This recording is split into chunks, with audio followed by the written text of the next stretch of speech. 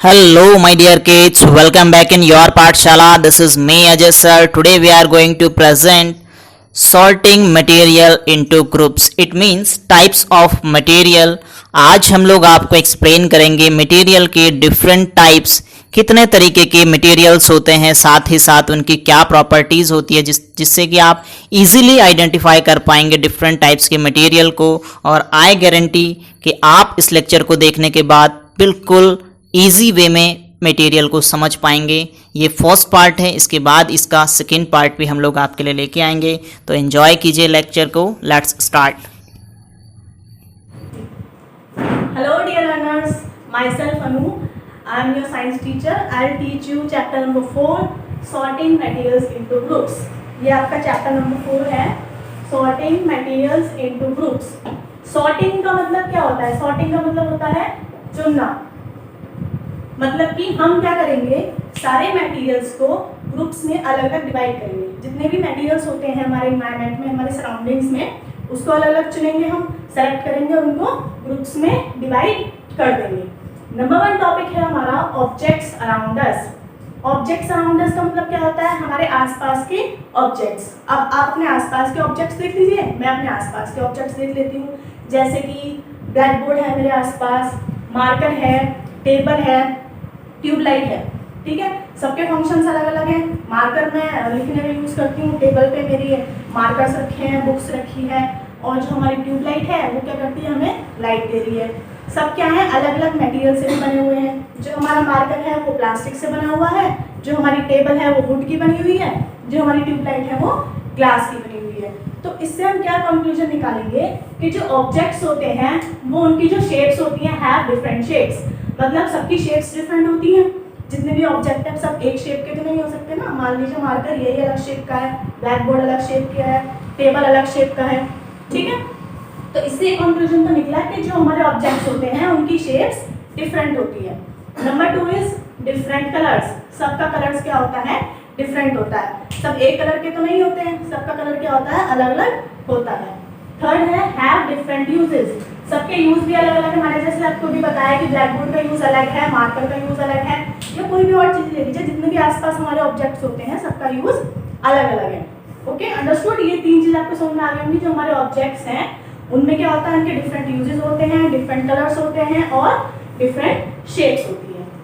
ठीक है, अब हम देखेंगे मटेरियल्स। मटेरियल्स क्या है? मटेरियल्स जो हमारे 2 टाइप्स के होते हैं, नेचुरल एंड मैन मेड। तो सबसे पहले मटेरियल्स होते ही क्या है, ये तो हमें जानना जरूरी है ना कि मटेरियल्स क्या होते हैं। तो a substance which is used in making different objects are known as materials. मतलब जिससे हम अलग अलग ऑब्जेक्ट्स बनाते हैं वो होते हैं हमारे मटेरियल। मतलब जो मटेरियल है, मान लीजिए प्लास्टिक है या वुड है या आयरन है, उनसे हम अलग अलग चीजें ही तो बनाते हैं। ठीक है, तो मटेरियल क्या होती है, ऐसी सब्सटेंस जिनसे हम अलग अलग ऑब्जेक्ट्स बनाते हैं। ठीक है, अभी मटेरियल क्या होते हैं, 2 टाइप्स के होते हैं, natural and man made. Natural से आप समझ सकते हैं, नेचुरल का मतलब जो हमें नेचर से मिलती है। Material which occurs in nature, मतलब जो हम नहीं बनाते हैं, जो हमें नेचर में खुद मिली है। ठीक है, तो एग्जांपल जैसे हो गया हमारा कॉटन, वुड। कॉटन क्या होता है, बताइए आपको। कॉटन हो गई, लकड़ी हो गई, सिल्क हो गया, फ्रूट्स, वेजिटेबल्स, एयर, वाटर, ये सब हमने खुद तो नहीं बनाए हैं, ये हमें नेचर ने ही दिए हैं ना। तो ये सब चीजें जो हम खुद नहीं बनाते हैं, जो हमें नेचर ने दी हैं, उनको हम बोलते हैं नेचुरल मटेरियल्स। ठीक है, number 2 is man made materials. Materials which are made by man, मतलब जो हमें नेचर ने नहीं दिए हैं, जो हमने खुद बनाए हैं, जो मैन ने खुद बनाए हैं अपने माइंड से, उनको हम क्या बोलते हैं, मैन मेड मटेरियल्स। ठीक है, एग्जाम्पल होता है प्लास्टिक, नायलॉन एक्सेट्रा। तो ये भी प्लास्टिक की जितनी भी जो प्लास्टिक है वो हमें नेचर ने नहीं दी है, वो ह्यूमंस ने खुद बनाई है, खुद डेवलप करी है। और भी बहुत सारी चीज़ें हैं जो ह्यूमंस ने खुद बनाई हैं, तो वो होती है हमारी मैन मेड। तो मटेरियल्स आपको समझ में आ गया होगा, ऐसी सब्सटेंस जिनसे हम दूसरे और डिफरेंट ऑब्जेक्ट्स बनाते हैं उनको बोलते हैं मटेरियल्स। और मटेरियल्स 2 टाइप के होते हैं, natural and man made. Natural वही होते हैं जो हमें नेचर से मिलते हैं, और मैन मेड होते हैं जो मैन खुद बनाता है। ठीक है, अंडरस्टूड। अब क्या है, इंपॉर्टेंट प्रॉपर्टीज ऑफ मटेरियल्स। जो मटेरियल्स होते हैं उनकी कुछ अलग अलग प्रॉपर्टीज होती हैं। ठीक है, number 1 is hard. A material which is not compressed and have fixed shape. Hard का मतलब क्या होता है, कहते हैं ना बहुत ठोस हो रहा है, बहुत हार्ड होता है, जो जल्दी से टूटता नहीं है, उसको बोलते हैं hard. A material which is not compressed, compress का मतलब क्या होता है, दबना। जो मटेरियल आसानी से दबता नहीं है और जिसकी फिक्स शेप नहीं होती है, मतलब जिसकी फिक्स शेप होती है, उनको हम बोलते हैं हार्ड सब्सटेंसेस। ऐसे सब्सटेंस जो आसानी से दबते नहीं है और जिनकी जो शेप होती है वो फिक्स होती है। तो इसका एग्जांपल आप क्या लेंगे, वुड ले लो, ठीक है, आयरन ले लो, ठीक है। ये चीजें क्या है, हमारी हार्ड होती है। वुड भी आसानी से दबता नहीं, आप उसको दबाओगे तो वो क्या दब जाता है, आयरन लोहा है उसको दबाओगे दब जाएगा, नहीं दबता ना। तो जो आसानी से कंप्रेस नहीं होते, जो दबते नहीं है, उनको हम बोलते हैं हार्ड मटेरियल्स। तो एक प्रॉपर्टी होगी उसकी हार्ड। Number 2 is soluble.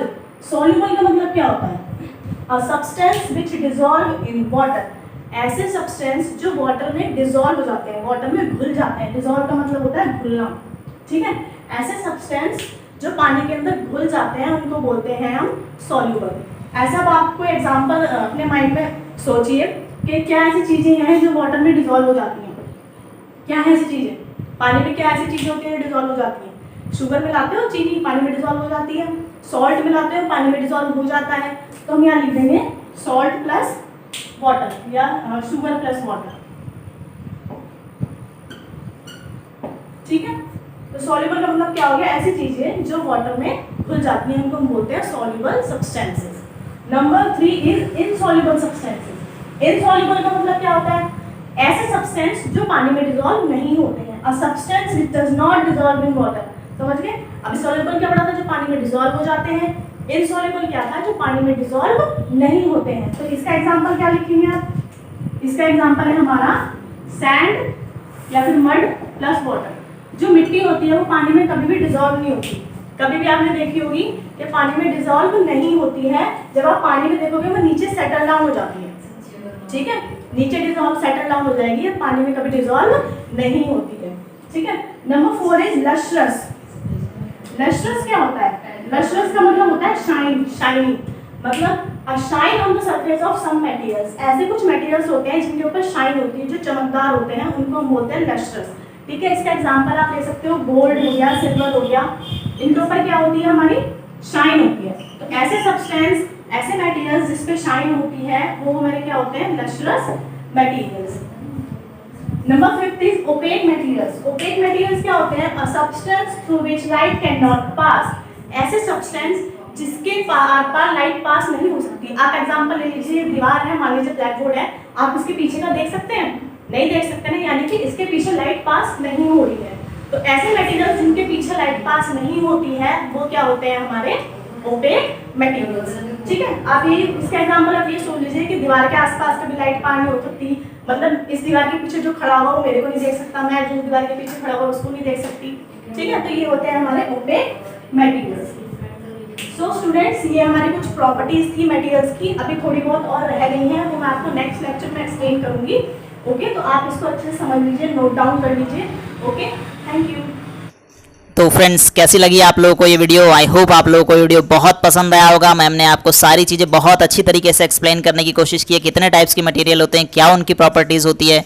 तो इसी तरीके के और भी अच्छे अच्छे वीडियोस देखने के लिए आप चैनल को लाइक कर सकते हैं, शेयर कर सकते हैं, सब्सक्राइब कर सकते हैं एंड कॉमेंट करना तो बिल्कुल ना भूलिए। तो मिलते हैं नेक्स्ट वीडियो में, तब तक के लिए अपना ख्याल रखिए, खुश रहिए, बाय बाय, टेक केयर, जय हिंद।